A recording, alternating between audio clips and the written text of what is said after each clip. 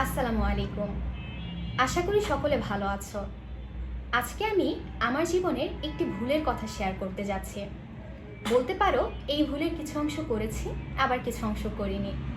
ব্যাপারটা আমার কাছে অনেকটা ইন্টারেস্টিং। তবে একজন সিনিয়র হিসেবে আমি কখনোই চাই না তোমরা এই ভুলের 1% করো। এজন্যই আজকের এই ভিডিওটি। তোমরা অনেকেই জিজ্ঞাসা করেছো আমি কতদিনের প্রস্তুতিতে ঢাবি বি ইউনিটে চান্স পেয়েছি। যেই প্রশ্নের উত্তর দেয়া আমার পক্ষে কখনোই সম্ভব নয়, কেননা আমি একজন মেডিকেল অ্যাসপিরেন্ট ছিলাম। মেডিকেলের জন্য জিকের মুক্তিযুদ্ধ পার্ট এবং ইংরেজি পুরোটাই কাভার করে ফেলেছিলাম। এখন যদি আমি বলি মেডিকেলের জন্য যত মাস প্রস্তুতি নিয়েছিলাম ঠিক তত মাস ঢাবি খ ইউনিটের জন্য প্রস্তুতি নেওয়া হয়ে গিয়েছিল, তাহলে কিন্তু পুরো কথাটাই ভুল হয়ে দাঁড়ায়। কেননা ইংরেজি এবং জিকে পড়েছি ঠিক আছে, কিন্তু বেশিরভাগ সময়ই আমি ফিজিক্স, কেমিস্ট্রি, বায়োলজি পড়েছিলাম। তাছাড়াও ঢাবি খ ইউনিটের জন্য আরও যে পড়া পড়তে হতো, যেমন সাম্প্রতিক অংশ, আন্তর্জাতিক পার্ট, দেন তোমার বাংলা ব্যাকরণ, কোনো কিছুই কিন্তু আমি মেডিকেলের প্রস্তুতি নেওয়ার সময় পড়িনি। তো যাই হোক, আমার মেডিকেলে চান্স হয় না। আমার এইচএসসি জিপিএ ছিল 4.75 এবং এর জন্য আগের থেকে মেডিকেলে কাটা গিয়েছিল 6.75। সব মিলিয়ে আমার মার্কস এসেছিল 63.75। এরপর আমি ভাবলাম আমাকে তো বিকল্প কোনো ওয়ে খুঁজতে হবে, কেননা ঢাকা বিশ্ববিদ্যালয়ে চেষ্টা করে দেখি। কিন্তু আমি অনেক বেশি হতাশ ছিলাম। ভাইয়া আমাকে এই ইউনিটের জন্য প্রিপারেশন নিতে বললেন, কিন্তু I hate physics, chemistry and math. এবং বিশ্বাস করো, ফিজিক্স, কেমিস্ট্রি, ম্যাথ সব কিছু আমার মাথার উপর দিয়ে যায়। সহজ কিছু আমি চেষ্টা করলেও পারি না। আমার এখনও মনে আছে বইটির নাম সম্ভবত বুলেট এবং ভেক্টর অধ্যায় করছিলাম। আমার চোখ দিয়ে টলটল করে পানি পড়ছিল, কারণ সহজ জিনিসও আমি বুঝতে পারছিলাম না। এরপর আমি ভাইয়াকে বলি আমার দ্বারা এই ইউনিট সম্ভব নয়, আমি বি ইউনিটের প্রিপারেশন নিই। এরপর ভাইয়া আমাকে বি ইউনিটের জন্য বাংলা ব্যাকরণের কিছু টপিকস লাগিয়ে দেন। সময় মাত্র 7 থেকে 8 দিন বাকি ছিল। আর আমি ফলো করেছিলাম জর্জ সিরিজের বাংলা বইটি, এবং সেই বইয়ে একটা টপিক ছিল না যেটা ঢাবি খ ইউনিটের জন্য খুব বেশি ইম্পর্ট্যান্ট, এবং টপিকটার নাম ছিল আবিধানিক ক্রম। এরপর যাই হোক, আমি পড়তে বসলাম। প্রথমে আমি আবিধানিক ক্রম শেষ করেছিলাম, কিন্তু তারপর আবার হতাশ হয়ে যাই, আমার দ্বারা সম্ভব নয়। আমার মাথায় তখন এই কথাগুলো ঘুরপাক খেতে লাগলো, মানুষজন তো 5 কি 6 মাস ধরে প্রিপারেশন নিচ্ছে, সেই জায়গায় মাত্র এই কয়েকদিন, না আমি চান্স পাবো না, আমার দ্বারা চান্স হবে না। তো এরকম করে করে আমি 3 থেকে 4 দিন সময় লস করে ফেলি, এবং আর বাকি ছিল কতদিন, 3 দিন। তো আম্মু খেয়াল করে যে আমি আসলে পড়ছি না। তখন আম্মু আমাকে বকাঝকা শুরু করে এবং বলে যে এত জোরে পড়বি যেন আমি রান্নাঘর থেকে শুনতে পাই। তো তারপর তো আমার করার কিছু নেই, আমি পড়াশোনা শুরু করলাম। আমি পড়েছিলাম হচ্ছে তোমার জোবায়ের সিরিজের সাম্প্রতিক ক্যাপসুল যে 4টা আছে, এর প্রথম 2টা খুব ভালো করে শেষ করেছিলাম, বাকি 2টো সেভাবে পড়ার সময় পাইনি, তবে দেখেছিলাম। আর আমি পড়েছিলাম আন্তর্জাতিক পার্টের প্রথম কয়েকটা পৃষ্ঠা, কেননা পুরোটা পড়ার সময় ছিল না। এবং আমি ভেবেছিলাম যে যতটুকু পারবো পড়বো, কারণ আমাকে তো পড়তেই হবে, আমি এত জোরে পড়বো যেন আম্মু রান্নাঘর থেকে শুনতে পারে। তারপর আমার পরীক্ষার দিন চলে আসে, এবং পরীক্ষার দিনের আগের রাতে আমার মেজো ভাইয়া বলে যে তুমি যতই না পড়ো কিন্তু 2টো বই নিয়ে যেও, এবং পরীক্ষার হলের সামনে যখন দাঁড়িয়ে থাকবা তখন যতটুকু পারো দেখিও। তো যাই হোক, পরীক্ষার দিন চলে আসলো। সকালবেলা আমি গিয়ে দেখলাম যে প্রায় 2 ঘন্টা আগে আমি চলে এসেছি, এখন করার কিছুই নেই। তো আমি সবসময় মনে করতাম যে মানুষজন আসলে কীভাবে পড়ে, একটু পর পরীক্ষা শুরু হবে, তাদের কি চাপ মনে হয় না? তাদেরকে মনে হয় না যে আগে যেগুলো পড়েছে সেগুলো ভুলে যেতে পারে? তো সেই দিন ওই ব্যাপারটা আমার মাথায় আসলে আসেনি। আমি নিজেও পড়াশোনা শুরু করে দিই, যতটুকু পেরেছিলাম পড়েছিলাম। আমার ভালো করে মনে আছে আমি এক কথায় প্রকাশ দেখেছিলাম। এখন ওই বইয়ে কিন্তু অনেক এক কথায় প্রকাশ ছিল, অতগুলো দেখা আমার পক্ষে কখনোই সম্ভব ছিল না। ভাইয়া বিসিএসের জন্য লাল কলম দিয়ে কিছু এক কথায় প্রকাশ লিখে রেখেছিলেন, আমি সেগুলো দেখেছিলাম।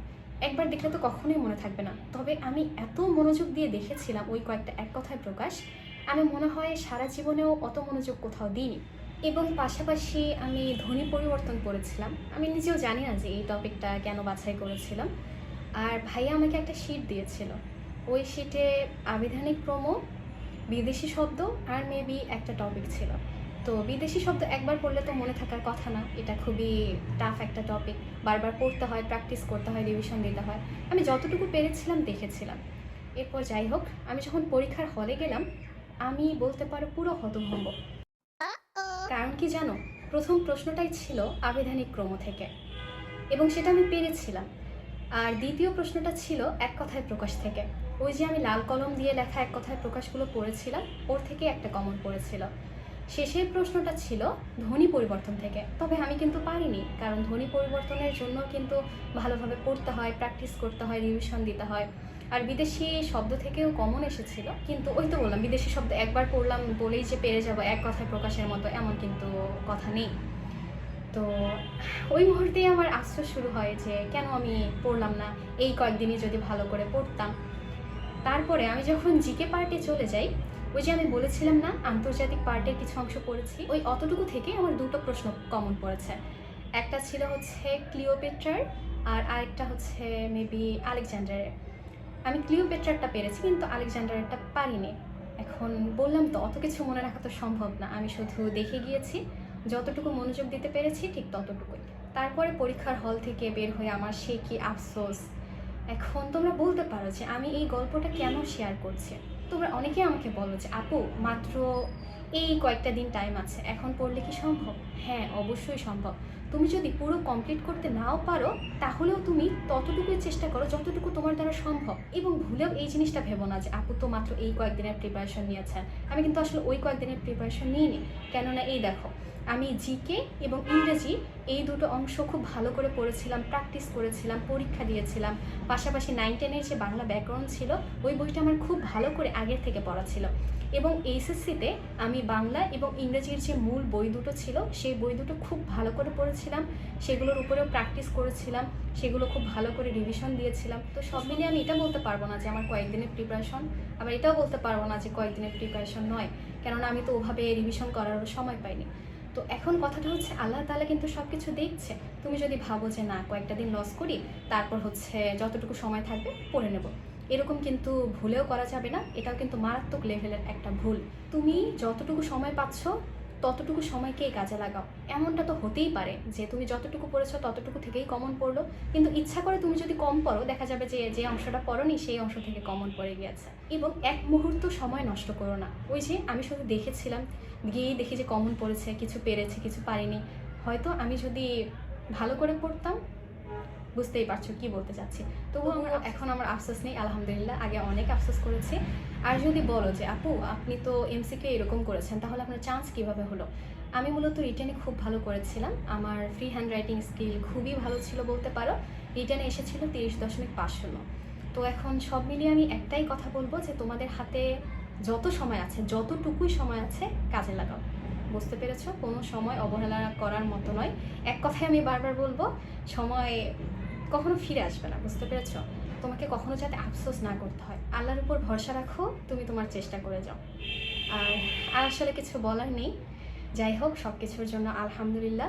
তুমিও যেন আমার মতো একদিন আলহামদুলিল্লাহ পড়তে পারো। আর এটা প্রশ্ন হতে পারে যে আপু আপনি ভুলে কিছু অংশ করেছেন, আবার কিছু অংশ করেননি, এটা এখানে কিভাবে আসলো?